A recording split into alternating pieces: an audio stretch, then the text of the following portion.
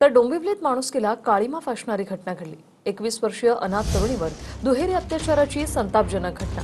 खोटा आरोप करत आधी मैत्रिणीच्या वडिलांकडून बेदम मारहाण करण्यात आली आणि मैत्रिणीच्या वडिलाविरोधात तक्रार देण्यासाठी मदतीला बोलवलेल्या मित्राकडून निर्जनसळी अत्याचार करण्यात आलाय। स्नॅपचॅटवरील ओळखीचा गैरफायदा घेत मित्राकडून अत्याचार केला गेलाय। पीडितेचा मोबाईल आणि पैसे घेऊन आरोपी घटनास्थळावरून पसार झालाय।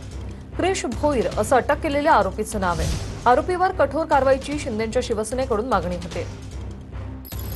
तिची स्नॅपचॅटद्वारे त्या मुलाशी ओळख झालेली आणि काल तिचं काहीतरी कोणाबरोबर तरी मैत्रिणीबरोबर भांडणं वगैरे झालेली, तर तिला मारहाण झालेली, तर ती त्याला थोडीशी ओळखत होती म्हणून तिने मदतीसाठी त्याला फोन लावला वगैरे, तर तो आला होता। त्याने त्या गोष्टीचा गैरफायदा घेऊन तिच्याबरोबर अपकृत्य केलेलं आहे।